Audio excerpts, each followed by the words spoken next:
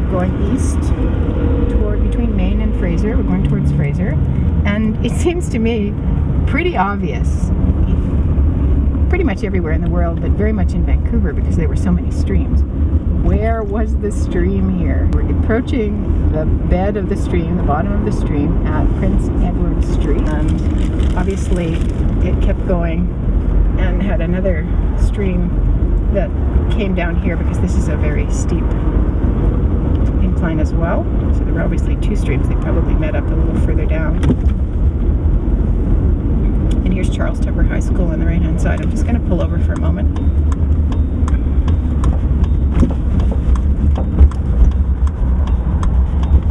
And if you just look over on Charles Tupper, you can see this would have been a fairly boggy area, a very flat area.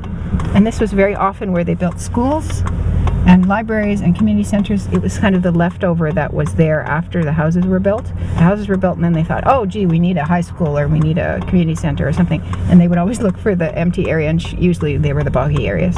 And this is repeated again and again and again. We're standing at the corner of King Edward and St. George's. Yeah, there was definitely a creek going the other way on St. George's, but anyway, there probably was as well this way.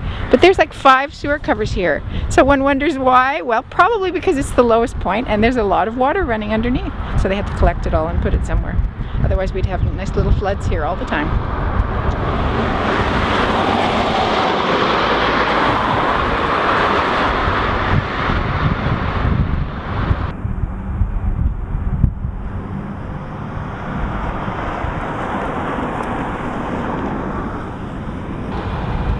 Here we are once more. There's a very large flat space, and sure enough this was the headwaters of Bridge Street Creek, what the settlers called Bridge Street Creek. What we can see in the distance is Queen Elizabeth Park. That is a basaltic flow. It's not a volcano, it's a basaltic flow, and it created it's called Little Mountain, a large hump. And there would have been lots of trees around here, lots of old growth trees, cedar, Douglas fir, Sitka spruce, hemlock, western hemlock, and they were logged in the late 19th century. It took about 30 years to get rid of most of the trees. There still are some reasonably big specimens. They would have been small little saplings when right after the logging, and they grew up, and they're now about 130 years old. They're at the foot of Queen Elizabeth Park. You can actually see a few of them from here. But anyway, so this was the headwaters of Bridge Street Creek. It started off at the eastern flank of Queen Elizabeth Park and probably collected in a big boggy area right here. And again, here we are. We have the flatlands were what's left over after the houses were built. So what you would end up with is a community center, a library, and this exactly soccer field, things like that would end up in these big square empty open spaces that were usually quite boggy. And talk to soccer players, they usually have to run around in a lot of muck because there's a lot of water in those fields, and it's hard to get rid of the water because that's where the water wants to go. So this creek went in at Canby Bridge and had a lot of salmon in it. It's hard to believe, but this was the headwaters of a major salmon creek in Vancouver.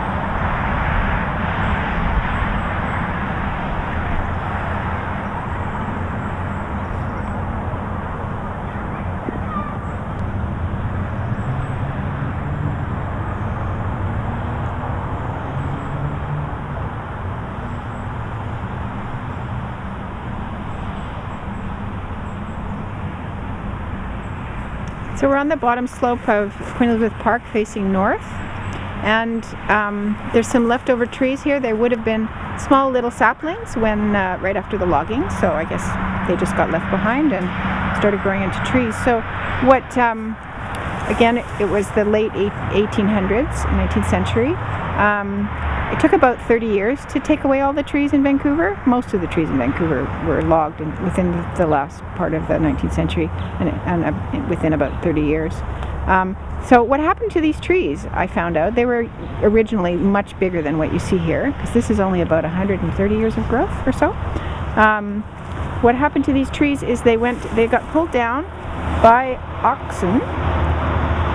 Hard to believe, but there was a road that went from here to Douglas Park, which is over in the west.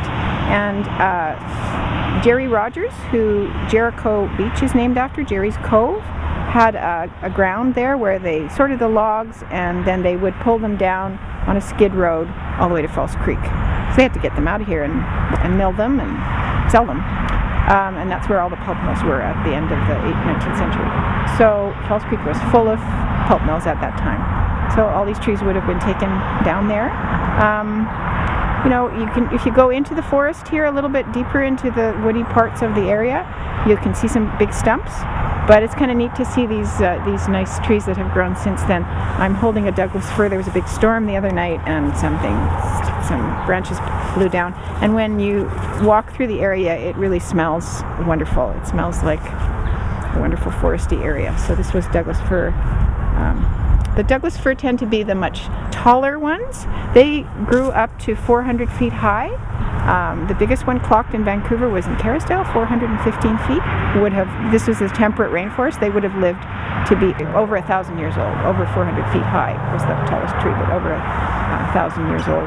And there were two reasons why the trees got big. One was there was a lot of water in Vancouver.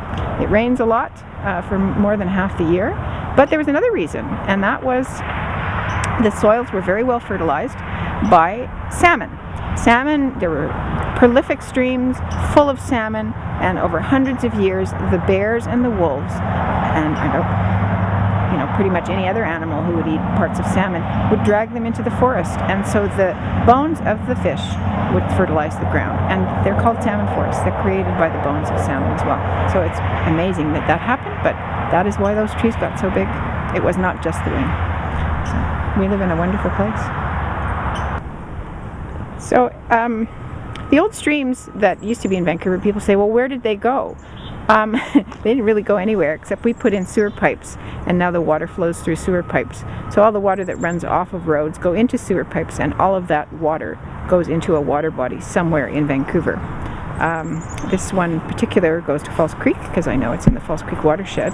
But, Brewery Inlet, False Creek, Point Grey area, Fraser River, all of the sewers in Vancouver go to some water body. So you don't want to be putting anything down the creek, the sewer, that you wouldn't want in a water body, like chemicals and any other kinds of pollutants. So what you see on the sewer covers, there's two ways that people have spoken about the fact that you shouldn't pollute city sewers. One is this way, which is actually embedded in the design. The design is embedded in the sewer cover, and it says, "Do not pollute, leads to fish habitat," and has an arrow, and there's a fish etched in the picture. The other one is the yellow fish that you see painted on the sides of the sewers, and that's usually some sort of community group that does that. So they're personally involved in actually being aware of the fact that the stream does lead to fish habitat. And this is very important, because some people just dump their paint down, they dump their chemicals. Last year there was in the Muskroom Creek area, there was somebody who decided their pool sewer system didn't work, so they decided to dump all their chlorine into the city sewer, and it killed 1,000 fish in 5 minutes. It was, people just are unaware. Unfortunately, there are people who are aware, but there still are many who are not. So we need to know these things if we want our water bodies to have life in them.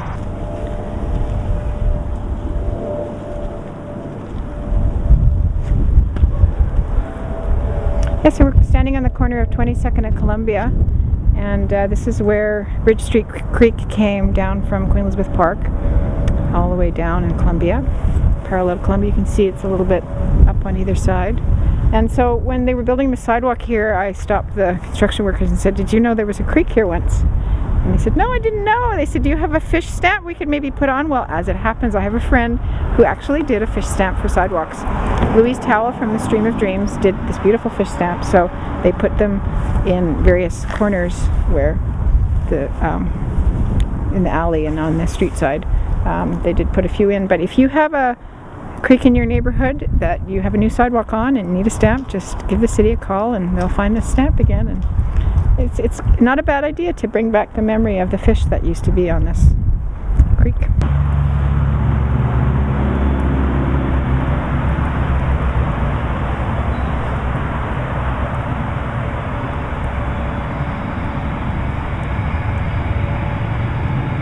So people talk a lot about bringing back creeks. It's definitely important for us to bring some water back into our city streets. It's called depaving. You take some pavement away, you bring some water back. It's actually being done in Vancouver. We're working towards having that done in St. George's Creek area. So it's going to be a little while, but we certainly envision that happening on various streets in Vancouver, and that's a very positive thing because it takes away the water and brings it into a place it needs to go rather than just into the sewers. The water brings life to the city streets. But in terms of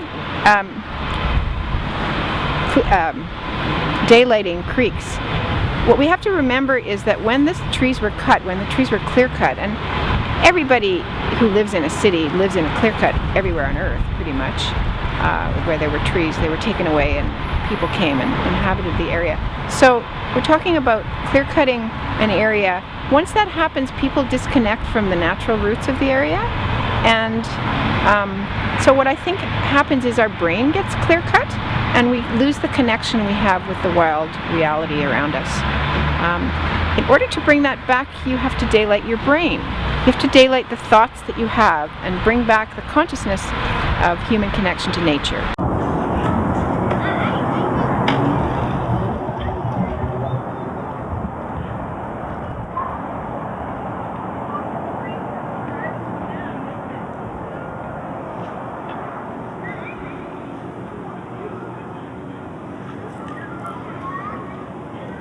So here we are in Douglas Park, again a nice big flat area. Well, sure enough, this was a beaver meadow. It was the last area left behind when all of these houses were built because it was too boggy. So they left it a big field, soccer fields, playgrounds, community center. The beavers shaped the land with chopping down trees, making lakes, bringing wildfowl to come and live on the lakes. They really created some wonderful little ecosystems all around Vancouver. There's a lot of water to drain into. The water starts at the height of land there near Van Dusen, goes in pools a little bit at the Eric Hamber High School soccer field, and again a school in a big wide open area, and then the water runs down here. And actually in the winter time when it rains a lot, boy does this place really get wet, especially around the perimeter and in the field area. You can feel we're standing on a pretty boggy area. The water does flow off, but not very quickly. Yes, this was called Mackie Creek, and after one of the settlers.